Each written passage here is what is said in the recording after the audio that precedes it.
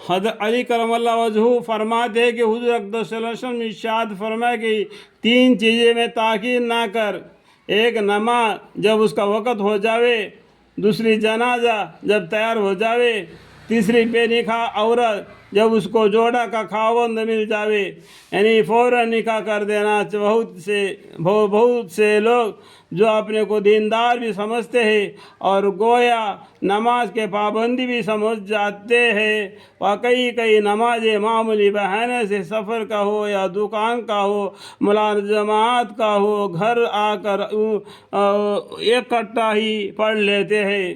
یا گناہ کبیرہ ہے کہ بلا کسی عذر، بیماری وغیرہ کے نماز کو اپنے وقت پر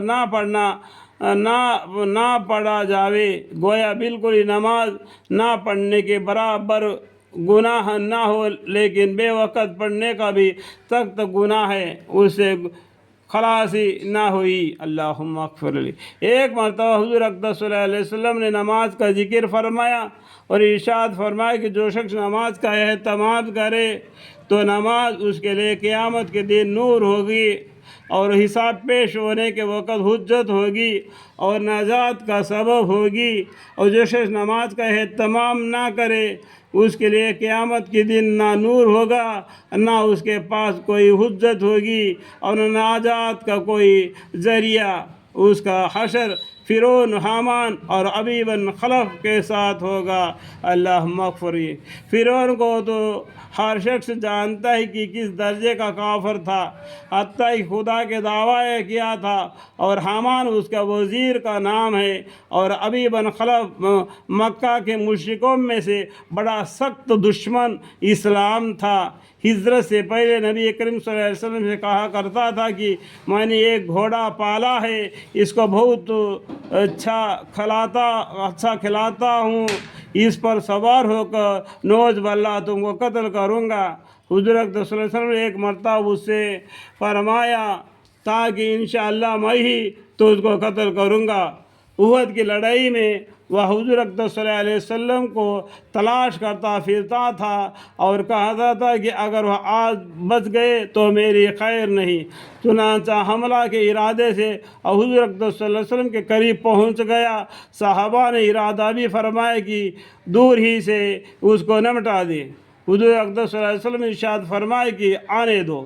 جو قریب ہوا تو حضور اقدس صلی اللہ علیہ وسلم نے ایک صحابی کے ہاتھ میں سے برسا لے کر اس کے مارا، جو اس کے گردن پر لگا، اور ہلاکت سا خش اس کو گردن پر آ گئی، مگر اس کی وجہ گھوڑے سے لٹکتا ہوا گرا اور کئی مرتبہ گرا اور بھاگتا ہوا اپنے لشکر میں پہنچ گیا اور چلاتا تھا کہ خدا کی قسم مجھے محمد صلی اللہ علیہ وسلم نے قتل کر دیا۔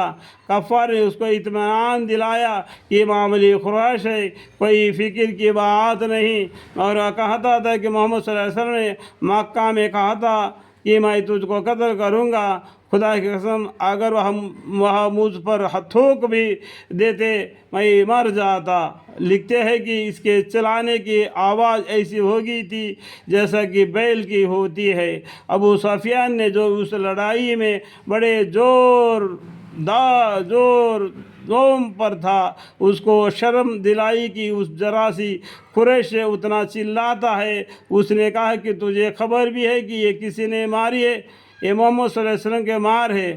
مجھے اسے جس قدر تکلیف ہو رہی ہے، لات اور عزا اور مشہور بہتوں کا نام ہے کہ قسم اگر یہ تکلیف سارے حجاز والوں کو تقسیم کر دی جاوے تو سب ہلاک ہو جاوے۔ محمد صلی اللہ علیہ وسلم نے مجھ سے مکہ میں کہا تھا کہ میں تجھ کو قتل کروں گا، میں نے اس وقت سمجھ لیا تھا کہ میں ان کے ہاتھ سے ضرور مارا جاؤں گا، میں ان سے چھٹ نہیں سکتا۔ اگر وہ اس کہنے کے بعد مجھ پر تھوک بھی دیتے تو میں اس سے بھی مر جاتا۔ چنانچہ مکہ مکرم پہنچنے سے ایک دن پہلے وہ راستے ہی میں مر گیا۔ ہم مسلمانوں کے لیے نہایت غیرت اور عبرت کا مقام ہے کہ ایک کافر پکے کافر اور سخت دشمن کو تو حضور اقدس صلی اللہ علیہ وسلم کے ارشادات سچے ہونے کا اس قدر یقین ہوا کہ اس کو اپنے مارے جانے میں ذرا بھی تردد یا شک نہ تھا۔ لیکن ہم لوگ حضور اقدس صلی اللہ علیہ وسلم کے نبی ماننے کے باوجود، حضور اقدس صلی اللہ علیہ وسلم کو سچا ماننے کے باوجود، حضور اقدس صلی اللہ علیہ وسلم کے ارشادات کو یقین کہنے کے باوجود، حضور اقدس صلی اللہ علیہ وسلم کے ساتھ محبت کے دعوے کے باوجود، حضور اقدس صلی اللہ علیہ وسلم کی امت میں ہونے پر فخر کے باوجود کتنے ارشادات پر عمل کرتے ہیں، اور جن چیزوں میں حضور اقدس صلی اللہ علیہ وسلم عذاب بتائے ہے ان سے کتنا ڈرتے ہیں، کتنا کانپتے ہیں۔ یہ ہر شخص کو اپنے ہی گریبان میں منہ ڈال کر دیکھنے کی بات ہے۔ کوئی دوسری کسی کے متعلق کیا کہہ سکتا ہے کہ ابن حجر رحمۃ اللہ علیہ نے کتاب الجواہر میں قارون کا بھی فرعون وغیرہ کے ساتھ ذکر کیا ہے، اور لکھا ہے کہ ان کے ساتھ حشر ہونے کے یہ وجہ ہے کہ اکثر انہی وجوہ سے نماز میں سستی ہوتی ہے جو ان لوگوں میں پائی جاتی تھی۔